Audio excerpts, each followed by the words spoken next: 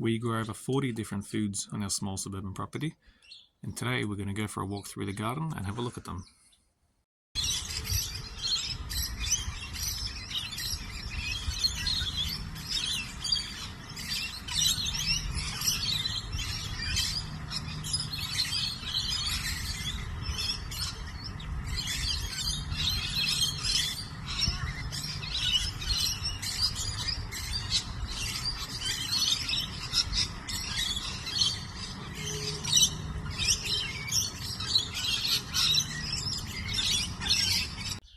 Now we'll start off here looking at our plum tree.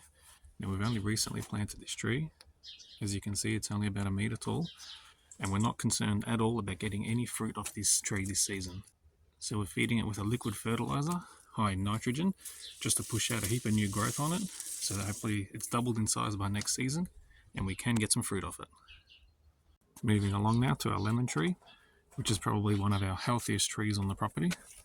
And it fruits pretty much year round, as we can see here, heaps of fruit on it ready to go, as well as flowers about to open, and younger fruit still developing. There's no yellow leaves on it, which would be an indicator of a magnesium deficiency. Actually, there's one here, and even if the tree is hungry. So if the leaves are yellow, you need to either spray it with a magnesium spray or give it a liquid feed. As I've said in my videos before about citrus trees, they need a good layer of mulch, which this tree currently has, and very minimal ground competition. So as we can see, we've got sweet alice growing here, but I wouldn't plant anything bigger or more invasive than sweet alice along the bottom of this tree. And while we're at the base of this tree, looking at the sweet alice, and also down below it, the nasturtium, these are both edible flowers and delicious eaten in salads. Moving along from here, we can see this miniature wheelbarrow that we've got here, with at the moment a daisy and a succulent just growing in it, struggling. We will be removing both of these and putting in some nasturtiums and maybe some rosemary or a few other herbs. We haven't 100% decided yet. And also here, we've installed a new raised garden bed, which at the moment just has some soil and some clippings in it. We will be filling this right up and most likely planting a mulberry tree in here. So we're very excited about that. Down here, we've got a sunflower seedling, which are also edible, but I've personally not tried them yet. So once these start to grow up, we might give these a taste as well. And just up here, we have our peach tree. It's looking pretty bare at the moment, as we gave it a hard prune back. This time last year, it was about 3 meters taller than the fence, so it was pointless having all that growth up there because we just couldn't get to the fruit. But one thing I did forget to do, if we come around the back here, you can see the leaves are covered in what's called leaf curl.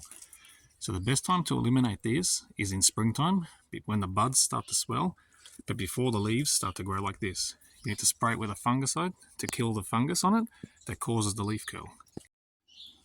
Now I forgot to do this, which explains why the leaves look like this. But for this season, we're just, again, not concerned about fruit on this tree this year. We're feeding it with a liquid fertilizer, high in nitrogen, to push out as much growth as we can, get the tree into a nice shape, and hopefully next season get a heap of fruit off it. Moving along to what, with our lemon tree, is probably the best fruiting tree on our property, the apricot tree. Now if we get in close, you can see this tree is completely covered in fruit. We do need to thin them out a little bit, but look, this tree is so densely packed with foliage and fruit, I can hardly get into here. A very, very easy tree to grow in our Melbourne climate. This one's actually got some fungus or something on it. Get the camera to focus. But yeah, very easy tree to grow here in Melbourne. The only work we've had to do on this tree lately, we did this morning. If we come down here, we can see, again, this was planted in a wine barrel, but the barrel has started to rot away. After about 7 years in this barrel, that's starting to disintegrate. So we had to install this birdie's raised garden bed all the way around it, just to avoid repotting the tree, because that would have been a nightmare. You can still see there's a bit of a gap in there, if the camera will pick it up. So what we'll do is we'll just pack it full of soil. The barrel will eventually rot away, and the tree will be perfectly fine living inside its new home.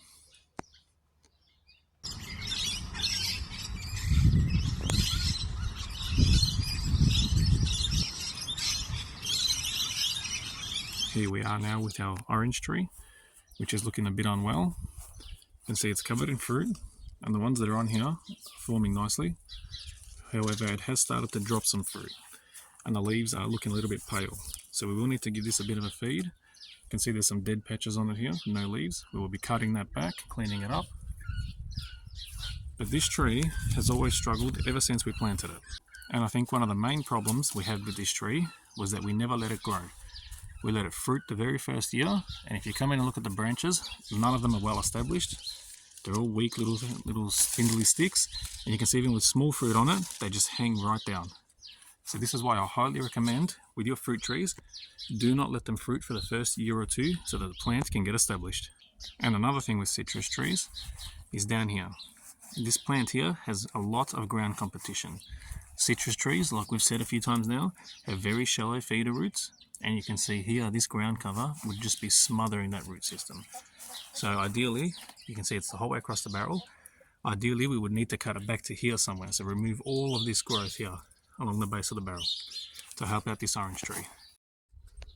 And now we can move across to what is probably the most productive part of our garden. We'll start here with our raspberry plant. Now, raspberry plants can be very invasive, which is why I've grown this one inside a barrel. However, if we come down here, that is the raspberry plant there, growing out of the bottom of the barrel, and also back over here. So when you grow your raspberries, be very careful because they will, like mint, take over your garden. Our one at the moment has flowers on it, so we're hoping for some fruit. And also in this barrel is a celery bunch. I don't know how this ended up in here. I must have forgotten it and left it in here, but it's taken off. So we could end up with celery and raspberry going in the one barrel. Moving along to our snow peas, which are pretty much finished now. We've had hundreds and hundreds of peas off these plants. We just strung them up off these Rio rods with the strings here, and they grew up there themselves. Might even be able to find a few pods if we have a look. There's not much left in here actually. A few small ones here at the front, a couple down here. That's about it really. So they're pretty much finished. We also have kale in here, which we're going to take a big harvest of in the next week or so. It's beautiful in salads to eat this kale, very easy to grow. This one here has gone into flower. And also down here we have some sorrel, which is pretty smothered. This garden bed needs a good clean up. We'll just let this one go wild for now. There's a cos lettuce in there even. It's probably bolted and gone to seed. Not there yet, no flowers on it yet, but it has bolted. Yeah, very productive little corner of the garden, this section. We'll move along. Here we have our cherry tree. As we can see at the moment, there's quite a few cherries on there. All these little flowers have been pollinated.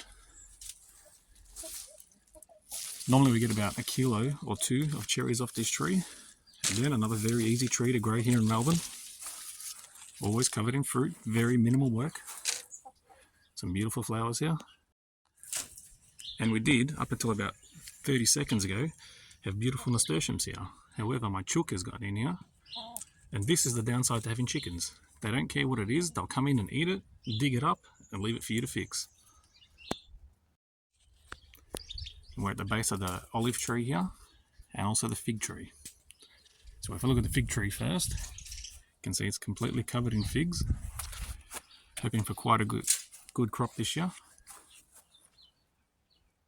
Plenty of new foliage on it. Another very easy tree to grow in Melbourne. And also the olives. Now I don't know if the camera will pick these up, but there is hundreds, if not thousands, of little flowers on here that if they get pollinated could potentially end up as olives. There's thousands of them. Now we come to our new vegetable gardens. So as we can see, got some silver beet along the edge here. Just planted these in. In the middle here, there's nothing at the moment. We'll be planting tomatoes. All down this end, we'll put a block of corn. It's about 25 seedlings here, along with different varieties of marigolds all around the edge. Along this side, some more marigolds, and we get to some zucchinis. Along with the zucchinis, we have some more sunflowers. We'll put a couple of them in here, see how they go. Plenty of zucchinis. Down here, we've tried growing onions in one of the grow bags. It was doing much better than it is now, But again, the chooks got in here and damaged it all, so fingers crossed I'll continue. This is the bag of potatoes that we planted in our gardening video for potatoes. They're about to come out of the ground here. And these are the other 3 bags. So this one is as tall as the garden bed now. It's probably about 3 months old now, so we're getting close to harvest time. Just got to wait for the plant to die down. These 2 are about a month behind that one. Along here we have some more zucchinis. Got quite a few plants this year, so we're hoping for a good 20 to 30 kilos of zucchinis. The red nasturtiums along the edge of the bed here. Also have some strawberries here, a couple of strawberry plants. They're going to go into this hydroponic tower that we've got set up. You can see we've already got some along here. Now these 4 empty cells along the top here, these have nasturtium seeds in them, so hopefully get some colour out of them. Right at the top here, got some cos lettuce seedlings, but these are ready to come out. So once these come out, we'll put some more strawberries in there, fill in some of these empty spaces. Down here, beside the tower, got a bag of carrots. Now we did use the seed tape for these, so they are pretty close together, but they recommend that's how it works, so we'll see how it goes. Carrots are always a bit hard to tell. You can have a good green lush top here, but a tiny little carrot down the bottom there. So fingers crossed we do get a good harvest out of these carrots. Now along this side of the garden bed, we have some celery. Now this was 1 punnet of celery that I purchased for $3. I ended up with all of this celery along here. So you can't complain for $3 for all of that celery. While we're here, we also have some oregano in the corner here, looking really good. We have this pile of scraps here, ready to go into our composting pot, which is in the garden bed with the corn, where the tomatoes will be going. Also have some parsley growing down here, a few more silver beet, and now we're up to our seed trays. Now in our seed trays here, on this side we have 2 varieties of tomatoes, 2 heirloom varieties, never grown them before, so fingers crossed they work out. Along here, this row here, we have rock melon. These ones here are hollyhocks, just for a bit of colour in the garden. And these ones here are the royal velvet sunflowers, the same as we have growing over here. So fingers crossed they'll grow just as well. At the back here is our mulberry, which will be going into that raised garden bed that we saw earlier in the video. And in this seed tray, along the edge here, we have basil. These 3 or 4 rows here. This row here is straw flowers, which they got smothered a little bit by the birds, but fingers crossed they'll come back. And here, 2 more zucchini plants. So these garden beds will be completely full by the time all these seed trays are planted out. Moving along to here now is our cabbages. So a few little parsley plants in the corner. Again, this garden bed needs a bit of work. The soil level has dropped right down from when we first set it up last season. We can see this is our red cabbage. It's looking pretty good.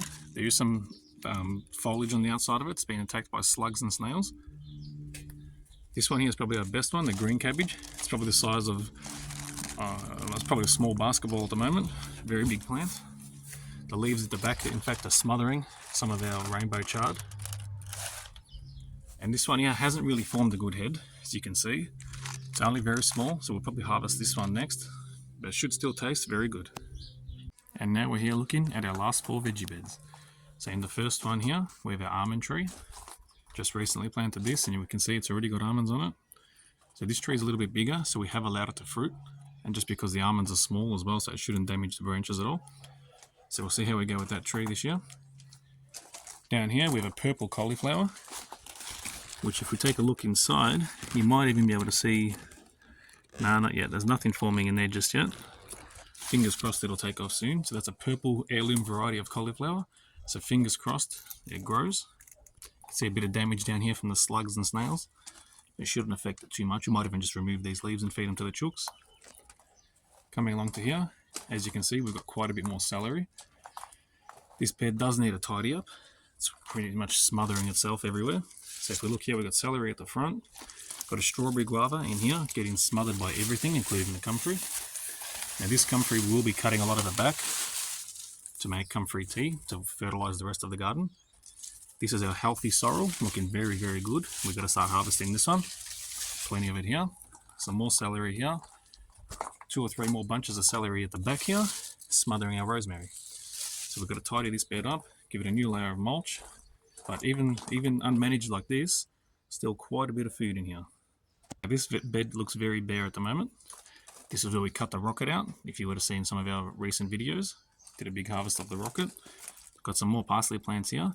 But our peas were growing very nicely until we had a windy day a couple of days ago, and it snapped all of them. So these are our shelling peas.